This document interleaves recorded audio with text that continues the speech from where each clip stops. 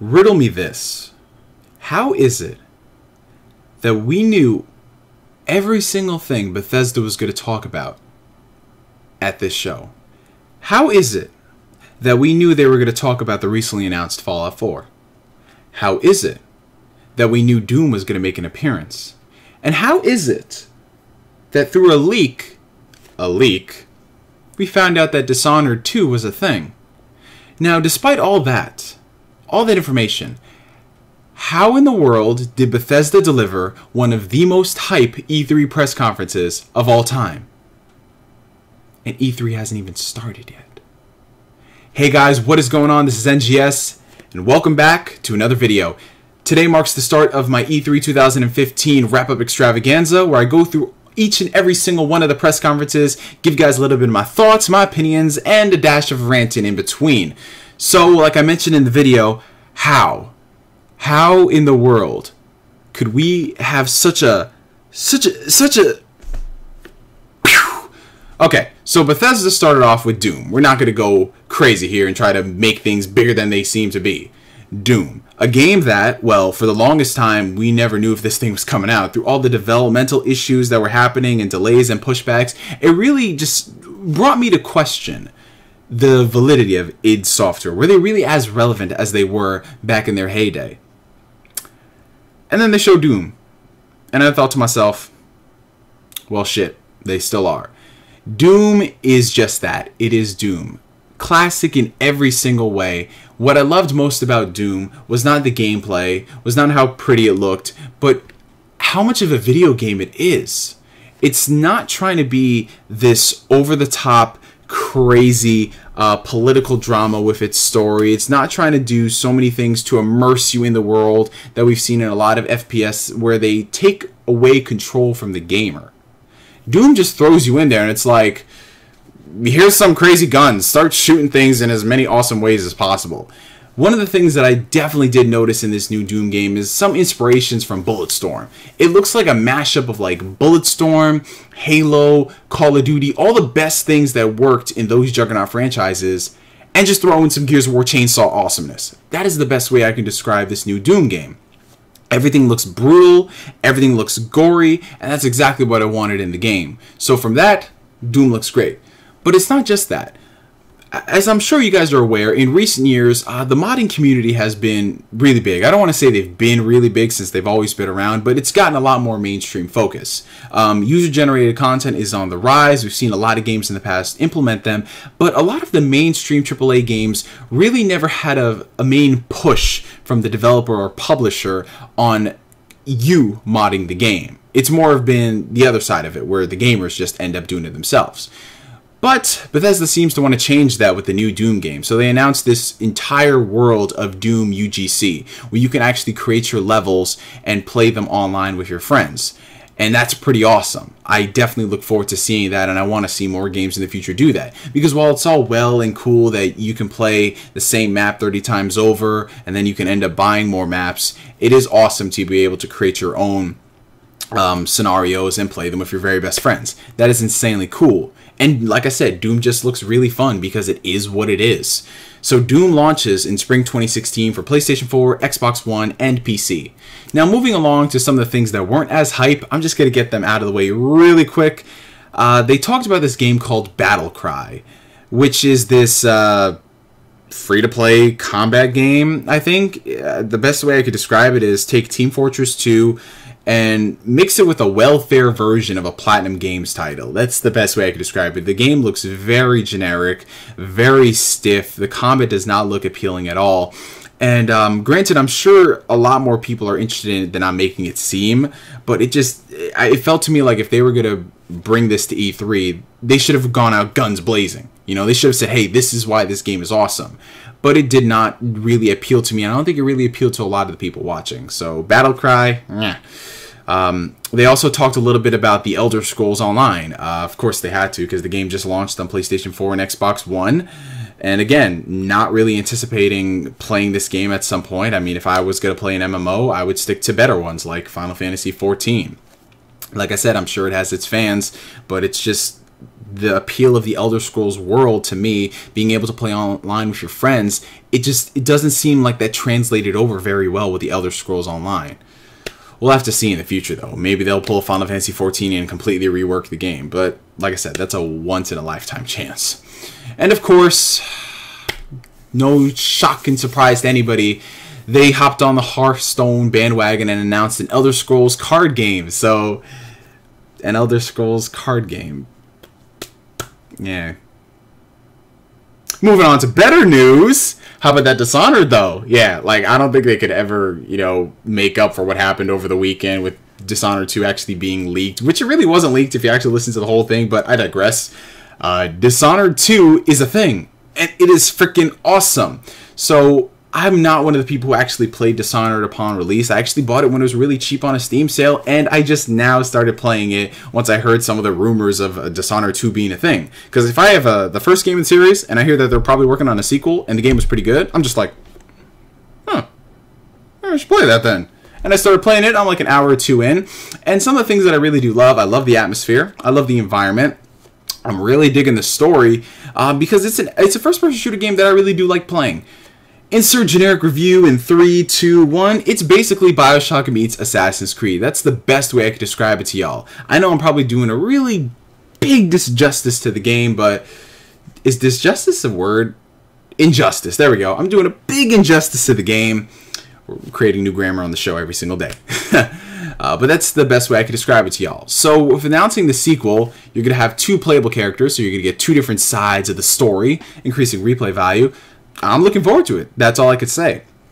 But it didn't stop there for the Dishonored hype train. Choo-choo, motherfudger! Bethesda announced Dishonored Definitive Edition. Dishonored is coming back to the consoles, y'all. It's coming back on PlayStation 4 and Xbox One with this Game of the Year edition, if you will. So it includes all of the original content in the first game with all the post-game content as well. And it's going to be upgraded, of course, to 1080p, 60 frames per second. It's going to look beautiful and all that stuff. And it's coming out this fall for PlayStation 4 and Xbox One. And I know this prompted a lot of people to say, why in the world are they just announcing this game for the consoles and stuff? It just makes no sense. They're just trying to leech more money out of people. At the end of the day, y'all, when it comes to HD remasters, you guys already know my opinions on them. While I do feel that the industry is somewhat saturated with them, they're not hurting anybody. It's not like they're taking priority over new games. We're still getting Uncharted 4. We still got Sly Cooper 4. We're still getting Dishonored 2. Most cases, they're made by different studios. And at the end of the day, what it comes down to is if you like it, support it. If you don't support it. That's all it comes down to. That's all. I mean, because like I said, it's not like they're taking a priority over things. Most of the complaints do come from PC gamers, though, I've noticed, and me being a big PC gamer, of course, when you see something like a Definitive Edition come out, which is essentially a gimped PC version, it's like, why are you guys buying this when you just bought this a couple years ago? I get it. I get it. PC Master Race for life. Awesome. But like I said, at the same time, they're there. Support it if you like it. Don't support it if you don't. Moving along. I just don't get it. How in the world could Bethesda, a company where we basically knew each and everything that they were going to announce, how could they just come out and just say, yeah, you guys basically didn't know shit of what we were going to talk about? How? Fallout 4. Fallout freaking 4. Okay, this is going to sound pretty freaking sporadic and all over the place since the conference just ended a couple of minutes ago. So I'm going to say watch the press conference as a whole for this part because I'm just going to be going insane and things are not going to sound coherent whatsoever, but I'm going to make an attempt to. So let's start out with the biggest thing of all that I noticed. Fallout 4 is basically taking everything that worked in Fallout 3 and putting that bitch on steroids. So all the cool things and the awesome stuff that we enjoyed in Fallout 3, it's back and even better in Fallout 4. One of the things I noticed was VATS. The VATS system is improved in a little tiny way. Things are just a bit more streamlined. Things are easier to control and manage. That's the biggest thing I noticed in Fallout 4. It's not necessarily the bigger things that they've changed, but all the small little intricacies and nuances that make it feel like a fresh game. So things like that, things like the combat, not combat system, but the dialogue options between NPCs and the main characters, it's taken on more of a Mass Effect BioWare approach where you have your dialogue options on screen, you press the button, and your character actually speaks. That's a difference compared to the other Fallout games where it was more first person and you didn't really say anything. I know that's prompted a lot of people to say, oh, it doesn't look like Fallout then, but at the end of the day, it's just a dialogue option. You know, it's not going to really deter your experience with the game. Granted, it's not completely 100% you, because your character actually has dialogue and they have somewhat of a personality, but at the same time, it's still you. You know, you still make these choices with the character.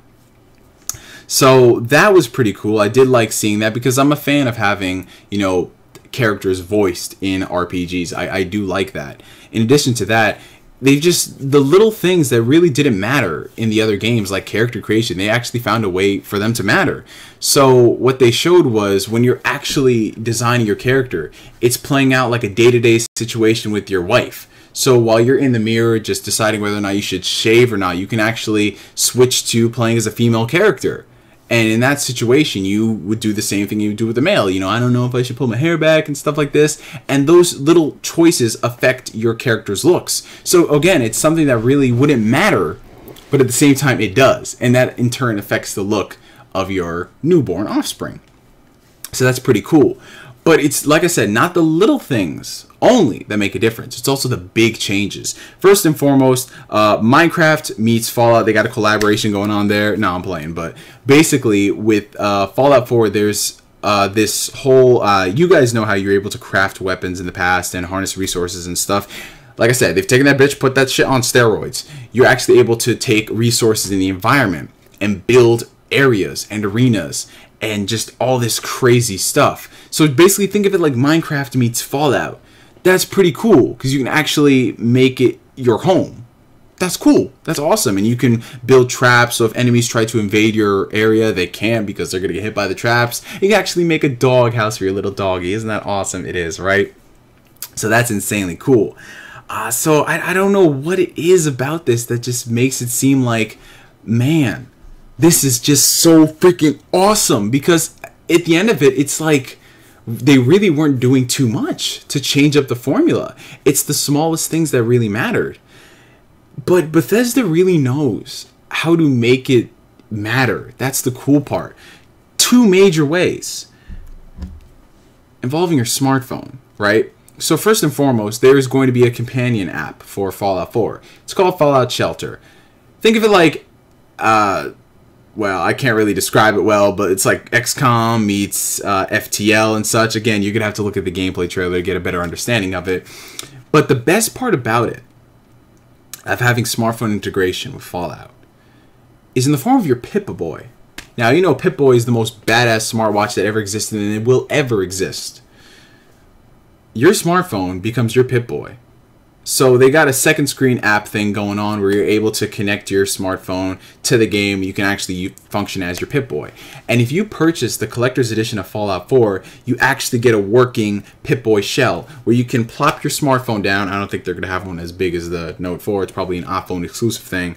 You'll be able to pop it down there and use it as a functioning Pip-Boy, which again is insanely cool. Even the guy who was up there, Todd Howard, I believe was his name, he said, if we're going to do a gimmick, we might as well make sure it's one of the best fucking gimmicks out there. Because that's all this stuff is at the end of the day. They're gimmicks, but again, Bethesda made it matter. How? I don't know. How do they get people interested in buying a collector's edition for a Pip-Boy that's not just a shelf display? How do they get people interested in playing a companion game for smartphones? How? Why? The world will never know. They're probably going to make a documentary on this in like 20 years, but Bethesda did it. Bethesda did. So Bethesda is just, you know, they're on top of the world right now. I mean, their conference was spectacular. They showed us so much that we wanted to see, and I'm just excited. I'm excited for the future of their games. I mean, a lot of people like to say, oh, after a while these companies get stale, but Bethesda just keeps innovating and improving in some of the biggest ways and some of the smallest ways to actually make it matter. And with Fallout 4 releasing this fall, like, I don't even know if I'm ever going to exist anymore after that month. Like, that is definitely going to be a day one purchase for me, which goes against everything I say with day one games. But for that game, I definitely think I'm going to have to buy that day one. I mean, there are only a couple of games to buy day one. You know, Kingdom Hearts, Japanese RPGs, and, you know, maybe one big Western game. But Fallout 4 is definitely going to be that game. Definitely going to be that game. So, Bethesda, I applaud you guys on having a fantastic show. Can't wait to see more Fallout and the next Dishonored game. What did you guys think about it? Comment down below in their comment section. I'm GS signing out, and I'll see y'all on the next recap. Peace.